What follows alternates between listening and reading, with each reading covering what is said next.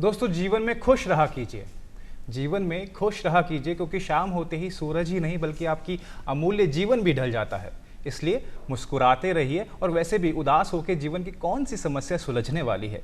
और ऐसा कहा भी जाता है दोस्तों कि छोटे छोटे प्रयासों से ही बड़े परिवर्तन आते हैं। इसी खूबसूरत सोच, इसी विचार के साथ आप सभी का बहुत बहुत स्वागत है अलबेलो राजस्थान में। मैं हूं आपके साथ अंकित सेन, और आपके साथ मैं हूं रोशनी। आप सभी को मेरा नमस्कार। एक बार फिर से आपका बहुत बहुत स्वागत है आपके अपने खास कार्यक्रम अलबेलो राजस्थान में। तो दर्शकों, मैं तो अंकित से पूरी तरह सहमत हूं कि खुले दिल से जियो, हर गम को भूलो, यही जिंदगी का उसूल है। जिंदगी हमें हमेशा आगे बढ़ना सिखाती है और हर दिन एक नया अवसर देती है। और ऐसा ही आज अवसर मिला है हमें हमारे खास मेहमान से मिलने का और आपको मिलवाने का। तो आपको बता दें कि जो हमारे खास मेहमान हैं उनका जन्म राजस्थान की माटी में हुआ है। राजस्थान की माटी से वो जुड़े हुए हैं और राजस्थान की माटी से सबको जोड़े रखना चाहते हैं। तो आइए मिलकर स्वागत करें। हमारे साथ हैं पचपदरा के लोकप्रिय विधायक डॉक्टर अरुण चौधरी जी। सर, आपका बहुत बहुत स्वागत है हमारे खास कार्यक्रम अलबेलो राजस्थान में। नमस्कार।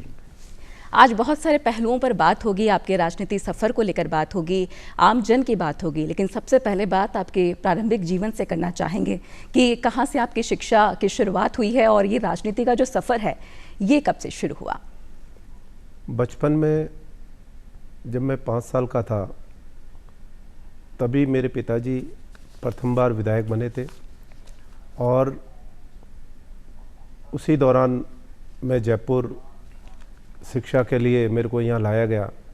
मैं और मेरी बहन, जो बड़ी बहन थी, दोनों बहन भाइयों की शिक्षा लगभग 5 साल यहाँ रही। उसके बाद मैं जोधपुर के अंदर मैंने हॉस्टल के अंदर रह कर के अध्ययन किया। लेकिन जब मैं छोटा था, घर में अकेला था, लोगों को जो आने जाने वाले रिश्तेदार रिलेटिव्स वगैरह थे तो उनको जान पहचान नहीं कर पाता था। कई बार घर में अगर कोई रिलेटिव्स भी आ जाते थे तो पहचान नहीं पाते थे, क्योंकि बचपन से शुरू से बाहर था और हॉस्टल लाइफ में रहने के कारण भी इस तरह की परिस्थिति थी। तो मुझे वापस बालोतरा एडमिशन करा दिया, और बालोतरा में जो अभी वर्तमान में जिला कलेक्टर वहाँ पर है, उस स्कूल के अंदर मेरी 8वीं क्लास से मेरी जो है शिक्षा प्रारंभ हुई वापस वहाँ बालोतरा से। और उसके बाद में 12th तक मैं बालोतरा रहा। फिर उसके बाद में मैं जयपुर आया, और जयपुर आने के बाद में राजस्थान यूनिवर्सिटी के अंदर मैंने प्रवेश लिया, और लगभग सारी एजुकेशन जो भी है पीएचडी तक मैंने राजस्थान यूनिवर्सिटी से की। जी, आपने पीएचडी भी कर रखी है। क्योंकि बहुत कम ऐसा देखा जाता है रोशनी की जो मंत्री जी होते हैं, जो हमारे पॉलिटिशियन होते हैं, वो डॉक्टरेट होते हैं। तो उसके बारे में जानना चाहेंगे, कौन से सब्जेक्ट में आपने पीएचडी करी है, इसके सफ़र कैसा रहा आपका?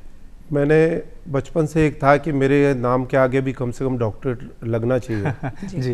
तो उसी को ध्यान में रखते हुए मैंने पीएचडी की, लॉ की, और ये भी आपको बताऊं मैंने जर्नलिज्म भी कर रखी है। जी। अरे तो क्या बात है। वो इसलिए कि ज़िंदगी में व्यक्ति को कभी पढ़ते रहना चाहिए कुछ न कुछ। इस सब लक्ष्यों को ध्यान में रखते हुए और मैंने अपनी एजुकेशन जो की है उसी के अनुरूप मैं ये आगे बढ़ता रहा। और लॉ जब 2003 में की, उसके बाद में मैंने प्रैक्टिस स्टार्ट की राजस्थान हाई कोर्ट जयपुर के अंदर। और प्रैक्टिस के साथ साथ में मेरी ये जो जुनून था पीएचडी का, वो मैंने प्रारंभ रखा, और 2010 के अंदर मेरी पीएचडी कंप्लीट है। क्या बात है। और कहीं ना कहीं जो पढ़ाई का साथ है आपने कहीं ना कहीं छोड़ा नहीं। अरुण जी, कब आपने डिसाइड किया कि मुझे पॉलिटिक्स में जाना है? क्योंकि कहीं ना कहीं घर में आपका पॉलिटिक्स वाला एटमॉस्फेयर ऑलरेडी था, सेवा का भावना ऑलरेडी सब में थी, क्योंकि आपके फादर साहब जी जो गृह राज्य मंत्री रह चुके हैं, एग्रीकल्चर मिनिस्टर रह चुके हैं। तो कब आपने डिसाइड किया? और आपके फादर साहब से आपको इंस्पिरेशन तो ज़रूर मिली होगी, क्योंकि कहीं ना कहीं एक इंस्पिरेशन की ज़रूरत होती है इन सब चीज़ों में आने के लिए। देखिए कि राजनीति में कोई ऐसा सोच से नहीं आता। जिस प्रकार मेरे परिवार के अंदर प्रारंभ से ही राजनीति थी जी। लोगों का जो स्नेह और आशीर्वाद मेरे पिताजी पर था, और मेरे पिताजी के बाद में जो आशीर्वाद उन्होंने मेरे को दिया, मैं ये मानता हूँ कि यह एक संयोग ही था। क्योंकि जब 2023 के चुनाव थे तब मैं मेरे पिताजी के लिए कि भाई वो चुनाव लड़े, मैं उन्हीं के लिए बिल्कुल दिन और रात एक किए हुए था। जी। और लगभग सारी प्लानिंग उन्हीं के लिए कर रखी थी। लेकिन यह ऊपर वाले का आशीर्वाद था, जो और हमारे पार्टी के जो वरिष्ठ जन हैं उनका आशीर्वाद था, जो उन्होंने मेरे को पर जो विश्वास जताया और मेरे को टिकट दी। और उसके बाद में जो जनता का आशीर्वाद मिला उसी के अनुरूप आज मैं आपके सामने हूँ। जी जी बिल्कुल। अगर आपके क्षेत्र की हम बात करें कि ऐसे तो आपने बहुत सारे कार्य किए हैं, लेकिन प्रमुख अगर आपके कार्यों की बात करें तो वो कौन सा रहा है? देखिए कि जिस प्रकार आप ये कहते हैं कि राजनीति के अंदर आपके आने का ये जरूर मेरा लक्ष्य शुरू से था कि मेरे क्षेत्र के अंदर इस तरह की चीज़ें जो है, जो विकास के काम जो अधूरे रहे हुए हैं, उन कामों की ज़रूर पूर्ति होनी चाहिए। जैसे अभी जो रिसेंटली जो बजट गया था, उस बजट के अंदर हमारे यशस्वी मुख्यमंत्री भजन लाल जी शर्मा ने मेरे विधानसभा क्षेत्र के लिए जिस प्रकार का जो पिटारा खोला, मैं वास्तव में उनकी कैबिनेट का बहुत बहुत धन्यवाद देता हूँ।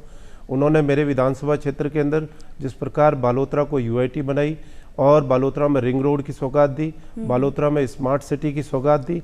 इसके अलावा बालोतरा के अंदर आज 50 साल के अंदर 132 के जो है एक जीएसएस था, जो इस बजट सत्र के अंदर 2 जीएसएस जो है 132 के हुए।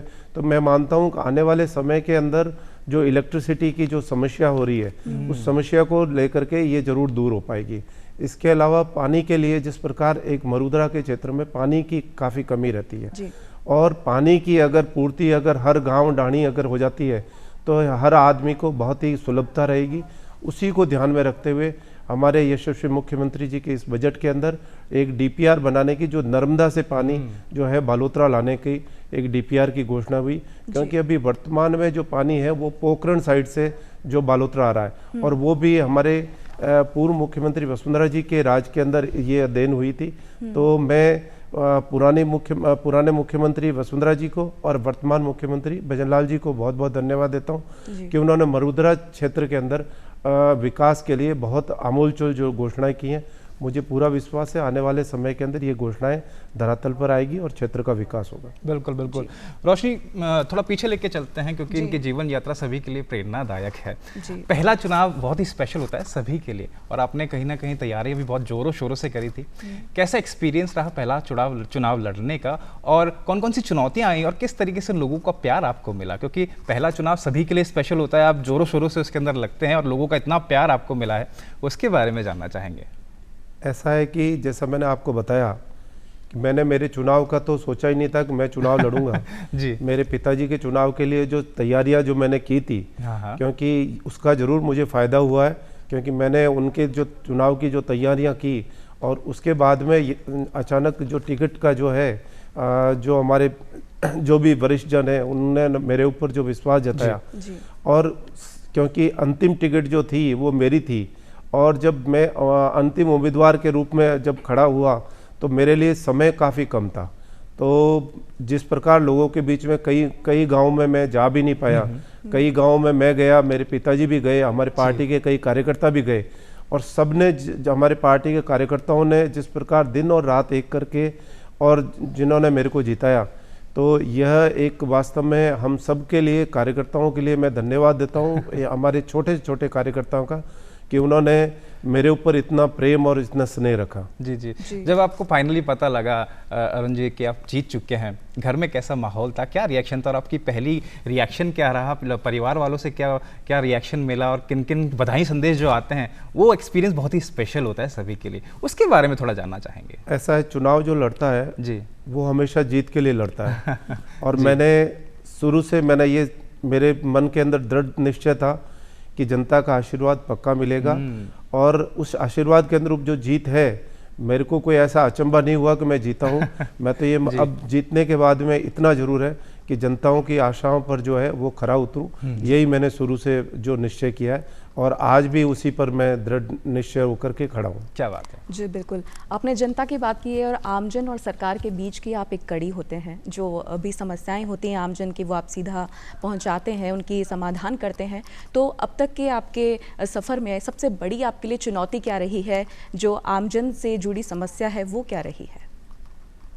जो जैसे कि हमारे मरुदरा के अंदर पानी की काफ़ी समस्या है, बिजली की भी जो समस्या थी, पिछले साल के मुकाबले जिस प्रकार मैं मानता हूँ कि पिछले साल मेरे को रात को 1-2 बजे तक मेरे फ़ोन बजते रहते थे, लेकिन मैं धन्यवाद देता हूँ हमारे मुख्यमंत्री जी को कि उनके वास्तव में आशीर्वाद से, और जो बिजली की जो समस्या है मैंने दूर कराई है, मैं मानता हूँ जनता को इस बिजली से जो राहत प्रदान हुई है, आने वाले समय में पानी की जो मुख्य समस्या है उससे किस प्रकार राहत प्रदान होए, उसी के लक्ष्य लेकर के मैं चल रहा हूँ। जी बिल्कुल बिल्कुल। अरुण जी, ये बालोतरा को डिस्ट्रिक्ट भी घोषित किया है अभी, उसके लिए क्या कुछ खास योजना है, आपने कुछ सोच रखी है? सरकार की द्वारा कितना सपोर्ट आपको मिल रहा है, और माननीय हमारे जो सीएम साहब हैं भजन लाल जी, वो भी आपको किस तरीके का सपोर्ट उनसे आपको मिलता है, उसके बारे में जानना चाहेंगे।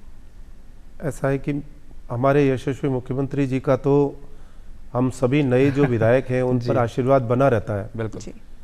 लेकिन मैं ये कहता हूँ कि मेरे बालोतरा पर उनका आशीर्वाद कुछ ज़्यादा ही बना, इसलिए उनका धन्यवाद देता हूँ जी कि बालोतरा के विकास के लिए एक तो उन्होंने जो जिले को बरकरार रखा, उसके बाद में यहाँ पे यूआईटी की घोषणा, रिंग रोड, और बालोतरा के क्षेत्र के किस तरह से, क्योंकि जिला हेडक्वार्टर बना है तो यह जिला हेडक्वार्टर बना है तो स्मार्ट किस तरह से बनाया जाए, उसके लिए भी उन्होंने जो है बजट के अंदर घोषणाएं की है।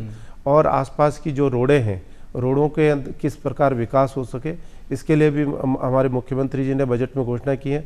और वह धीरे धीरे धरातल पर, क्योंकि कोई भी कार्य होता है वो एक साथ में नहीं होता है, लेकिन ये पूरा विश्वास है कि जिस प्रकार 5 साल का कार्यकाल है उसके अंदर बालोतरा एक जिस प्रकार जिले होना चाहिए, जिला हेडक्वार्टर के तहत वह बिल्कुल जिले के रूप में चमकेगा और बालोतरा का एक अलग ही नाम रहेगा।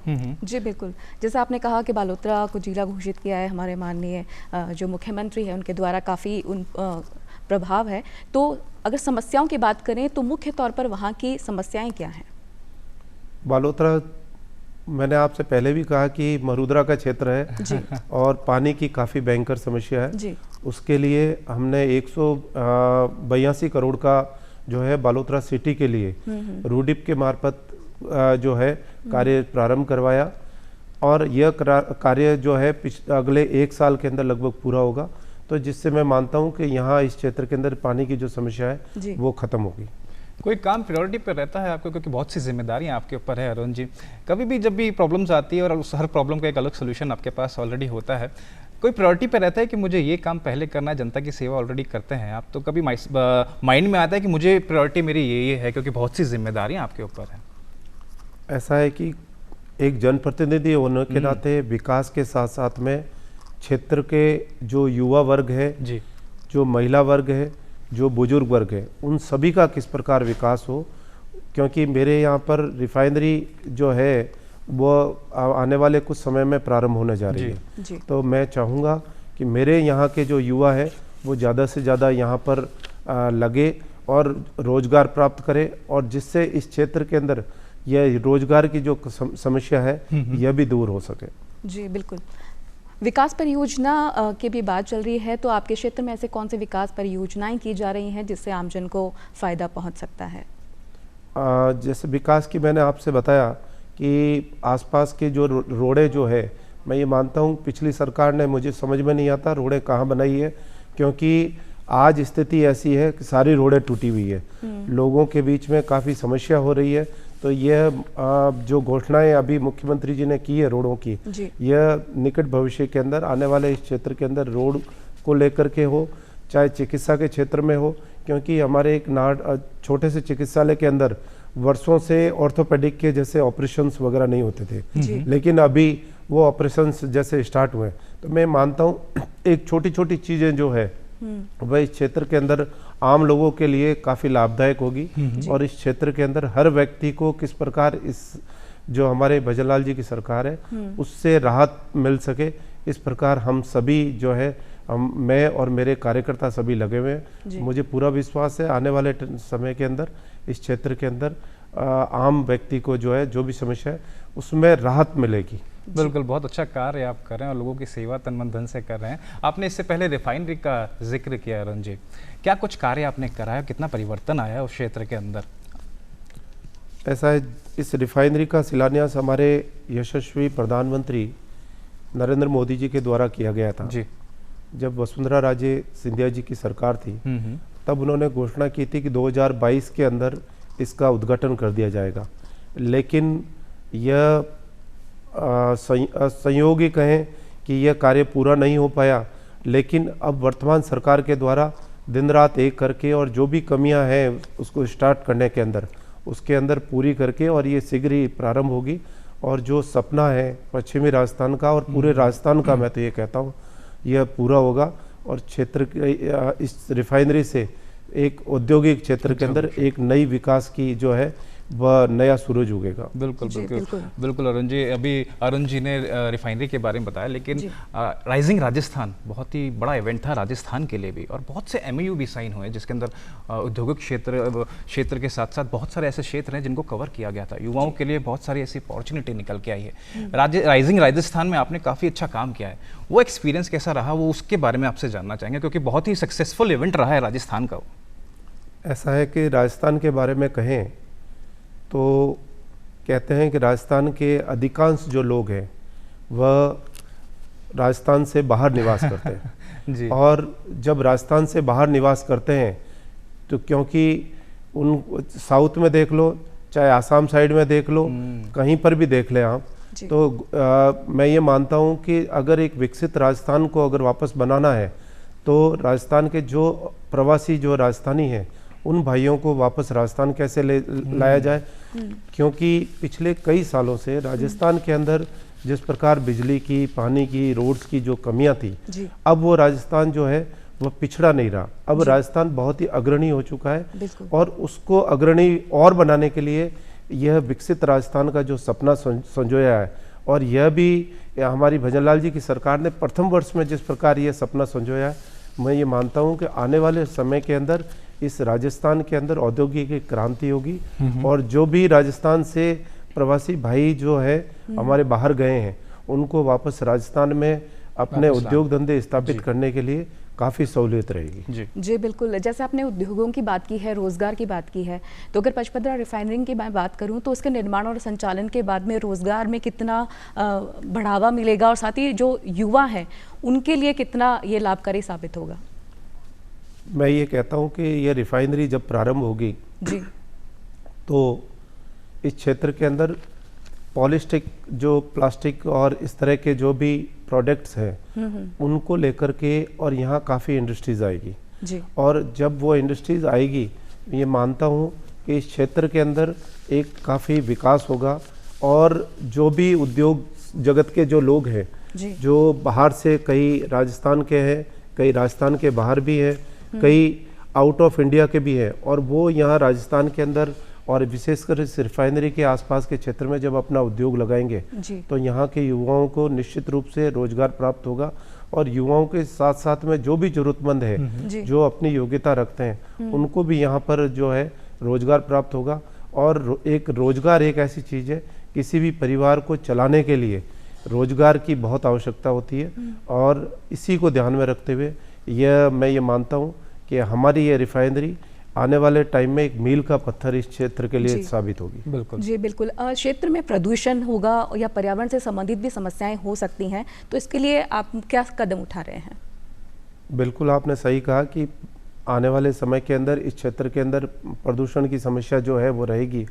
उसके लिए जिस प्रकार अभी वंदे गंगा अभियान हमारे मुख्यमंत्री महोदय के द्वारा और हमारे प्रधानमंत्री जी के द्वारा एक अभियान संपूर्ण देश में चलाया जा रहा है, मैं ये कहता हूँ कि हमारे इस क्षेत्र के अंदर भी अभी हाल ही के अंदर लगभग 400 बीघा लैंड के अंदर, सरकारी लैंड के अंदर पेड़ पौधे वगैरह लगाए जा रहे हैं, और इसके अलावा पूरे क्षेत्र के अंदर ज़्यादा से ज़्यादा वृक्ष लगे। आम आदमी को यह प्रेरित किया जा रहा है, क्योंकि रिफाइनरी आने के बाद में ये मानता हूँ कि जो पर्यावरण जो है वह दूषित भी होगा। अगर उसको लेकर के हम अभी से सजग रहेंगे तो ये मानता हूँ कि आने वाले क्षेत्र के अंदर पर्यावरण को जो है दूषित होने से हमारे बचाया जा सकेगा। जी बिल्कुल बिल्कुल अरुण जी, बहुत सारी कार्य आपने करे हैं इसके अंदर। जैसा कि आपने अभी जिक्र किया था अपना जो आपने बताया वंदे गंगा जल संरक्षण के ऊपर, आपने एक लूणी नदी के ऊपर भी आपने काफ़ी काम किया था इसके ऊपर, जिससे कि प्रदूषण तो कम ही होगा, लोगों को सहूलियत भी मिलेगी। इसके बारे में भी आपसे जानना चाहेंगे कि क्या कुछ कार्य करा और लोगों से कितना प्यार मिला इन सब चीज़ों के ऊपर आपको? मैं ये कहता हूँ कि ईश्वर का आशीर्वाद कहें हमारी सरकार पर। जब जब भारतीय जनता पार्टी की सरकार राजस्थान में बनी है तो मोस्टली उस वक्त लूनी नदी के अंदर पानी आया है, और जब लूनी नदी में पानी आता है तब यह जो भी पॉल्यूशन की समस्या जो होती है वह क्योंकि हमारे मुख्यतः पालिस का पॉल्यूशन का जो है पानी आता है, हमारे बालोतरा का भी कुछ पानी रहता है पॉल्यूशन का, तो वह पानी जो है इस लूनी नदी के प्रवाहित होने से यह कच्छ की खाड़ी में चला जाता है। तो मैं ये मानता हूँ कि आने वाले समय के अंदर इस लूनी नदी को वापस जीवित करने के लिए किस प्रकार जीवित किया जाए, उसके लिए हमने छोटे छोटे एनीकेट बनाने के लिए हमारे मंत्री महोदय को और सरकार से गुजारिश की है कि इस अगर छोटे छोटे अगर एनीकेट बनाएं तो इस क्षेत्र के अंदर आने वाले समय के अंदर जो है पानी की जो समस्या है वह ख़त्म हो सके, और इस लूनी नदी को भी अगर रेगुलर किसी नदी से जोड़ा जाए तो उसके लिए भी हमारी सरकार से मांग हम कर रहे हैं।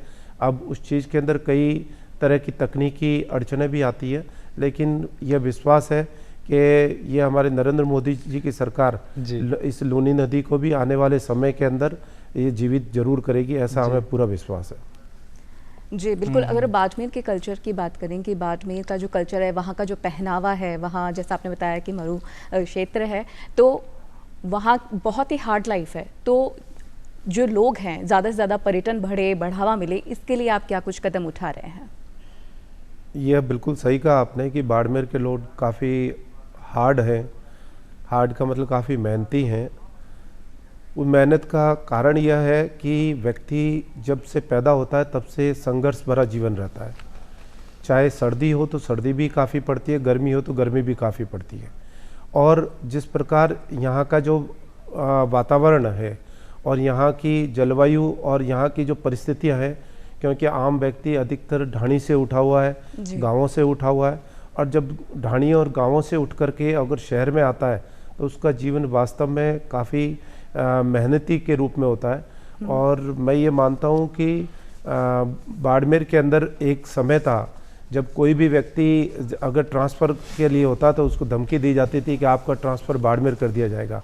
लेकिन अब बाड़मेर वैसा नहीं रहा। अब बाड़मेर की काया कल्प हुई है। और बाड़मेर के अंदर मैं एक कहावत है कि बाड़मेर के अंदर जो जाता है, मतलब अगर कोई स्थानांतरित होता है व्यक्ति तो वह भी रोता है, और वहाँ से आता है तभी भी रोता है। उसका रीज़न क्या है कि जब उसकी ट्रांसफ़र होती है तब तो इसलिए रोता है कि मेरे को कहाँ डाल दिया, मेरे को इस बिल्कुल वीरान जगह डाल दिया।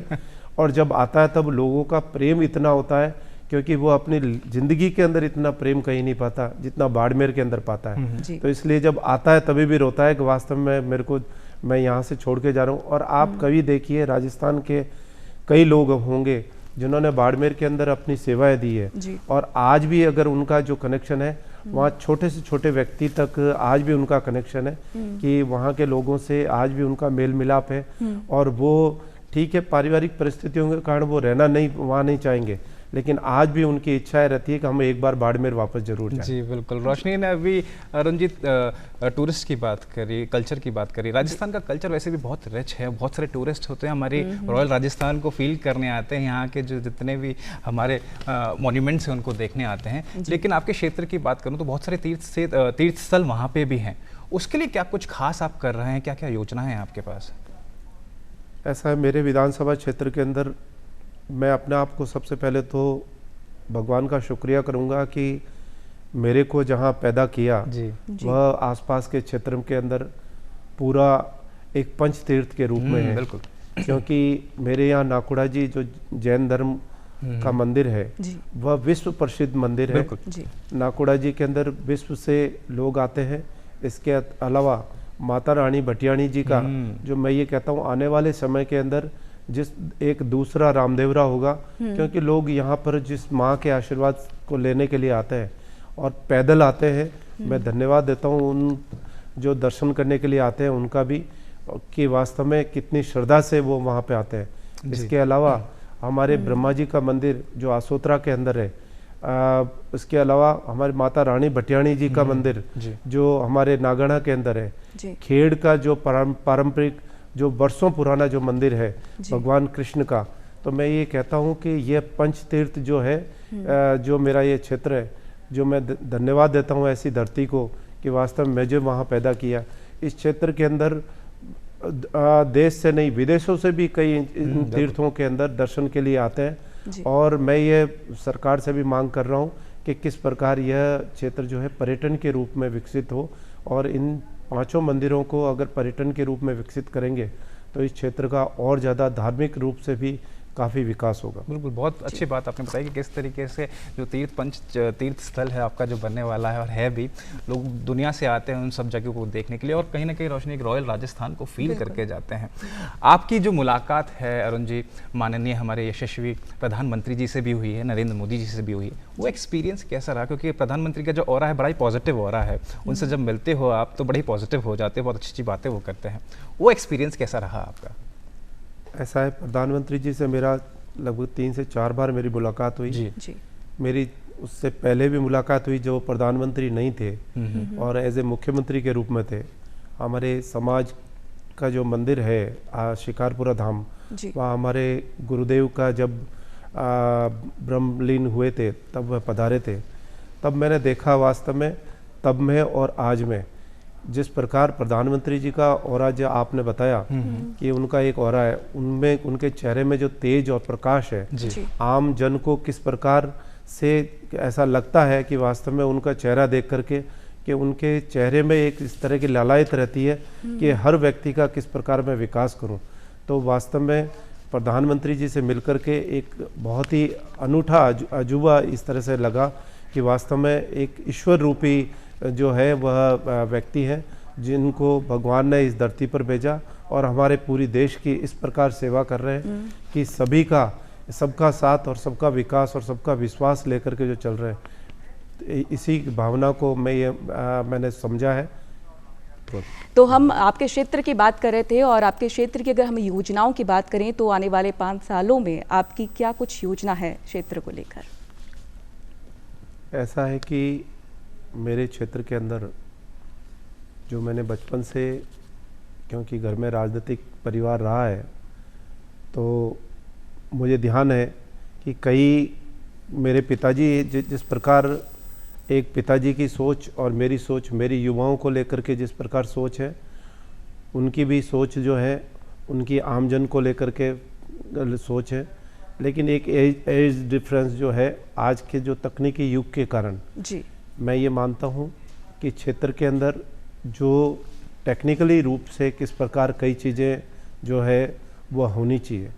आज मेरे विधायक बनने के बाद में मैं बालोतरा शहर के अंदर कि जिस प्रकार स्मार्ट कैमरे लगा करके और अभी यह प्रारंभ होने जा रहा है, जिससे आने वाले क्षेत्र के अंदर अब इस क्षेत्र पूरे बालोतरा और आसपास के जो बालोतरा के लगते हुए जो कस्बे हैं उसके अंदर कोई भी किसी तरह की कोई वारदात हो या और भी अगर किसी तरह की पूरा सर्विलांस पर पूरा शहर हो, तो ऐसा मेरा एक सपना था जो बिल्कुल पूरा हो रहा है। तो ये मैं मानता हूँ कि सोच जो है उस सोच के तहत ही कि मैंने जैसे बचपन से जो सोचा कि वास्तव में जिस प्रकार मेरे पिताजी ने आम जन को अपने गले लगा करके रखा और उनका जिस प्रकार सरल व्यक्तित्व है, मैं भी अपने आप को ये मानता हूँ कि मैं भी अपने व्यक्तित्व को इतना सरल बना सकूं, आम लोगों के बीच में एक अपना बन करके किस प्रकार रह सकूं।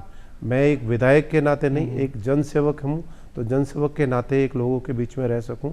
तो उसी को भावना को लेकर के इस क्षेत्र के अंदर जो पानी की समस्या हो, चाहे रोड की समस्या है, चाहे बिजली की समस्या है, या चिकित्सा क्षेत्र में हो, स्कूल के क्षेत्र में हो, तो इन सब समस्याओं को किस प्रकार धीरे धीरे करके हम दूर करें, तो उसके अंदर हम लगे हुए हैं और दिन रात लगे हुए हैं। और पूरी उसमें हमारे सरकार का भी पूरा सहयोग है, और सरकार क्योंकि किसी भी कार्य को करने के लिए सरकार का सहयोग भी जरूरी होता है। तो मैं इस मामले के अंदर हमारे मुख्यमंत्री जी को भी धन्यवाद देता हूँ कि उनका वास्तव में जो प्रथम बार के जो भी विधायक हैं उन पर पूरा आशीर्वाद बना रहता है। बिल्कुल बिल्कुल। अभी आपने पिताजी का जिक्र किया क्योंकि वो एग्रीकल्चर मिनिस्टर भी रह चुके हैं, गृह राज्य मंत्री भी रह चुके हैं, तो बहुत कुछ सीखने को मिला होगा, उनके वर्थ एथिक्स जो होते हैं वो आपने बहुत कुछ सीखा होगा उनसे। तो ऐसी कोई चीज़ है जो आज भी उनके यूज़ लेते हैं आपकी? हाँ, मैंने वो सीखा, मेरे पिताजी ऐसा करते थे, तो कहीं ना कहीं सपोर्ट सिस्टम तो एक मिलता होगा आपको इन सब चीज़ों के अंदर? ऐसा है कि ये बहुत बड़ी बात है, जब रात के कई बार 11 बज जाते थे जब मैं छोटा था, और कई बार पिताजी कहते आज वहाँ पर पानी नहीं गया, आज वहाँ पर बिजली जो है बिजली जानी है। तो इस प्रकार उनका जो सोच थी आम लोगों का किस प्रकार विकास कर सके, आम लोगों को सुविधाएं किस प्रकार दी जा सके। तो रात को क्योंकि पूरे दिन का सफ़र करके और पूरा टूर करके और वह शाम को घर आते थे और जैसे 9 बज जाते थे, 9 बजे के लगभग खाना खाते और जब 10 बजे घर परिवार वालों के साथ में बैठते और इस प्रकार की बातें करते कि आज उस ढाणी के अंदर पानी पहुंचा है, आज उस ढाणी के अंदर उन ढाणियों में पानी पहुंचाना है या उस ढाणी में रोड पहुंची है या पहुंचानी है। तो इस तरह की जो उनकी विचार थे, तो मैं बड़ा अचंभा करता था कि वास्तव में पूरे दिन आप पूरे क्षेत्र में रहे और शाम को आने का हमारे साथ में टाइम न व्यतीत करने के अलावा आप फिर वहाँ पर लोगों की इस तरह की सोच रख रहे हैं। तो वह कहते थे, हमेशा उनका इस तरह का व्यक्ति था कि ऐसा है कि जनता ने अगर आशीर्वाद दिया है और भगवान का आशीर्वाद है तो मुझे एनी टाइम जो भी है जनता के लिए सोचना चाहिए और उसी के अनुरूप सोच रहा हूँ। और मैं ये मानता हूँ कि आज मेरी भी इस तरह की सोच हो गई है कि कई बार जैसे मैं भी अगर मेरी भी जैसे बच्चों के साथ में होता है तो रात को 10 बजे बाद लेकिन माइंड में इसी तरह घूमता है कि उस ढाणी के अंदर पानी पहुंचाना है, क्योंकि यह ऑटोमेटिक डेवलप हुई है। तो ये मैं ईश्वर का शुक्रिया करूं कि वास्तव में उन्होंने मेरे को भी इस तरह की सोच दी कि आम जन का किस प्रकार भला हो सके।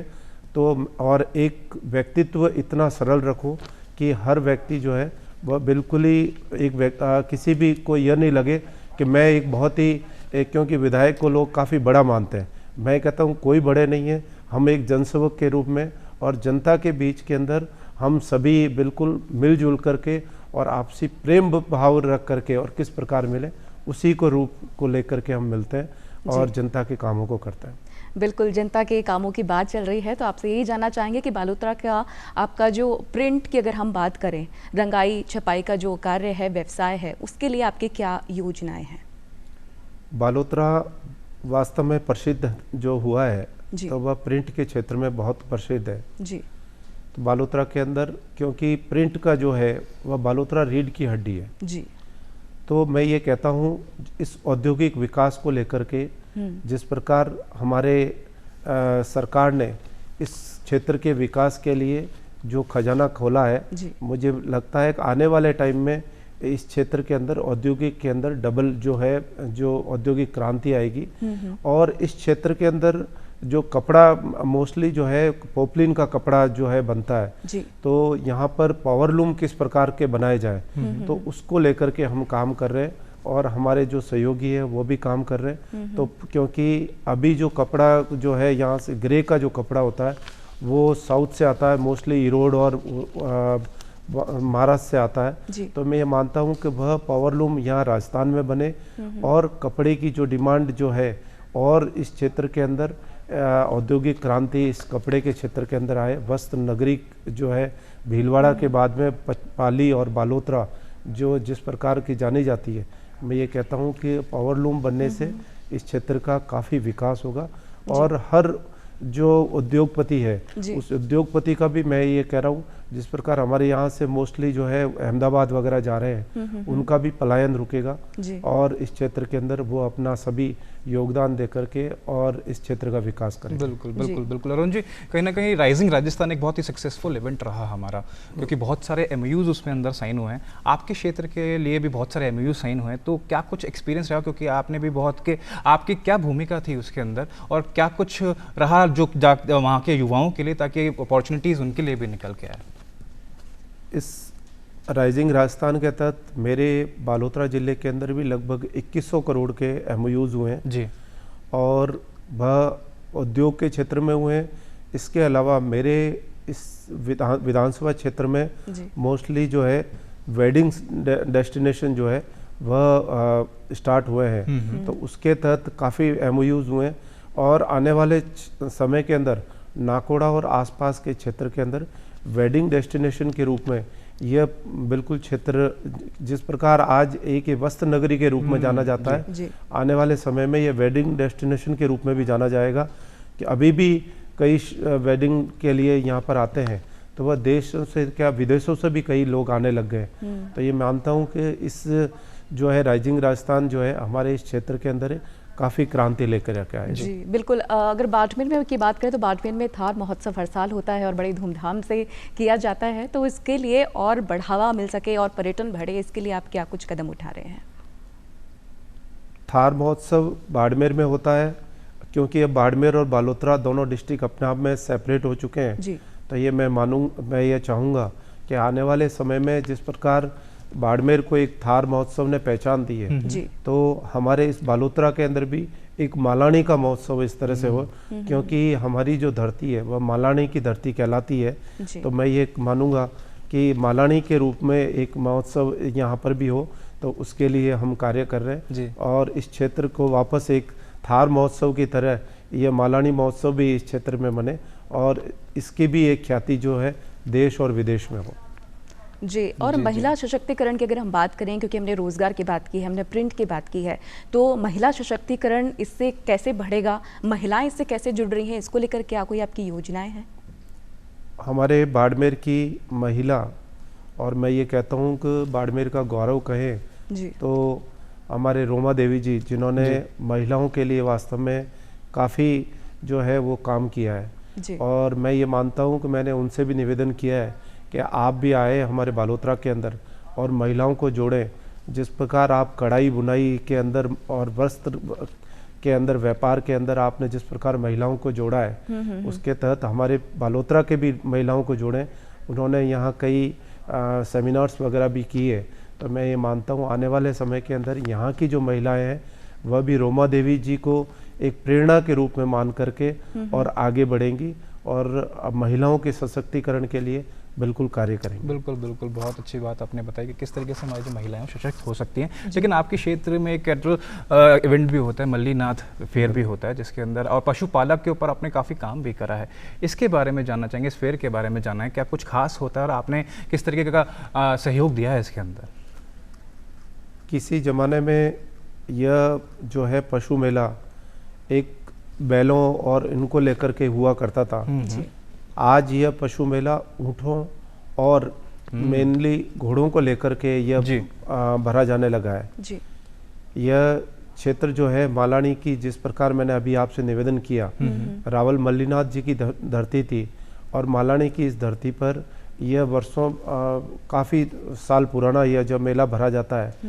इस क्षेत्र के अंदर पूरे संपूर्ण देश से कई जो है खरीदार आते थे और यहाँ से पशु की जो है वो खरीदारी करते थे। अभी इन दिनों जो है वापस इस मेले को किस प्रकार नए रूप में और नए रूप से इस प्रकार यहाँ से संजोया जाए, उसके लिए हमारी सरकार कार्य कर रही है। अभी विगत हमारे नरेंद्र मोदी जी का जो दूसरा कार्यकाल था, उसके तहत भी यहाँ पर काफ़ी कार्यक्रम यहाँ पर हुए और केंद्रीय मंत्री जिस प्रकार हमारे नरेंद्र तोमर जी, हमारे कैलाश चौधरी जी और पुरुषोत्तम रूपाला जी यहाँ आकर के और इस मेले को जिस प्रकार उन्होंने भव्यता दी, तो उसी के अनुरूप अब ये आने वाले समय में इस मेले को वापस पशु मेले के रूप में न होकर के एक भव्य मेले के साथ साथ में इस क्षेत्र के और साथ पूरा जो है देश के अंदर वापस ख्याति हो, उसके लिए हमारी सरकार कार्य कर रही है। तो ऐसा मुझे पूरा विश्वास है कि आने वाले समय के अंदर यह जो है पशु मेला जो है वापस जो पुरानी जो ख्याति है वापस प्राप्त करेगा। जी। मालानी घोड़े जो है, जिनके बारे में मैंने बहुत सुना है और पूरे विश्व में एक अलग पहचान रखते हैं, जो इस मेले में भी आते हैं, तो इसके बारे में आप थोड़ा बताएं।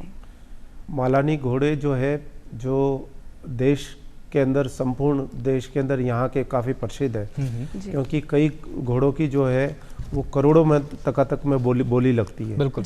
तो ये मैं ये कहता हूँ कि यह क्षेत्र जरूर, क्योंकि मरुद्रा का एक अंतिम छोर होने के कारण काफ़ी यह समस्या होती है कि यहाँ पर जो घोड़ों को जो सुविधाएं मिलनी चाहिए उनके विकास के लिए वह नहीं मिल पा रही है। तो इस क्षेत्र के अंदर उन घोड़ों को किस प्रकार के इनकी नई नस्ल जो है यहाँ पैदा हो, उसके लिए हमने सरकार से गुजारिश की है कि घोड़े और ऊँट की नई नस्लों को यहाँ एक नई नस्लों को पैदा करने के लिए कोई इस प्रकार के सेंटर खोले जाए, जिससे वापस इस क्षेत्र की जो ख्याति है जी। वो पूरे इस देश के अंदर वापस फैले। जी बिल्कुल बिल्कुल। रोशनी, मन तो कर रहा है बहुत सारी बातें हम अरुण जी से बिल्कुल। करते रहें, लेकिन हमारे पास समय सीमित है। जाते जाते क्या मैसेज देना चाहेंगे हमारे युवा वर्ग को, क्या मैसेज देना चाहेंगे सर? मैं अटल बिहारी जी वाजपेयी जी की जो कविता है जी जी कि गैरों को अपना और अपनों को गले न लगा सकूं, जी हे भगवान मुझे इतना बड़ा मत बना देना कि बस मैं गैरों को अपना और अपनों को गले न लगा सकूं। यही मैं भाव रखता हूं कि मेरे को इतना बड़ा नहीं बनना कि मैं वास्तव में अपनों से दूर हो जाऊं, जी सभी को साथ लेकर के चलूं, सबका विकास करूं और एक छोटे से छोटे व्यक्ति का किस प्रकार की उनकी समस्याएं हैं, उन समस्याओं को किस प्रकार दूर किया जा सके, उस भावनाओं को लेकर के, और जनता ने जो आशीर्वाद मुझे जिस प्रेम से दिया है उस पर मैं खरा उतरूं। यही मैं भगवान से प्रार्थना करूंगा कि मैं जनता की आशाओं पे और उनके विश्वास पे हमेशा खरा उतरूं। जी बिल्कुल, आपने बहुत ही उत्तम विचार जो है हमसे साझा किए हैं, और इन्हीं उत्तम विचारों के साथ, क्योंकि ये समय सीमा की पाबंदी है और हमें आपसे इजाज़त चाहिए, लेकिन हमारे साथ जुड़ने के लिए और आपका कीमती समय जो आपने हमारे लिए निकाला है, हमसे बातचीत की, हमारे दर्शकों को आपके विचार जो हैं वो आपने व्यक्त किए हैं, इसके लिए आपका बहुत बहुत आभार, बहुत बहुत धन्यवाद अलबेलो राजस्थान के कार्यक्रम से जुड़ने के लिए। संपूर्ण डीडी परिवार को मेरी तरफ से बहुत बहुत शुभकामनाएं और बहुत बहुत बधाई। तो दोस्तों अभी के लिए इतना ही, अगली बार फिर मुलाकात होगी ऐसे ही किसी सफ़र में। तब तक खुश रहिए, आसपास साफ सफाई रखिए और देखते रहिए डीडी राजस्थान। और मुझे भी दीजिए इजाज़त, रोशनी मिश्रा को।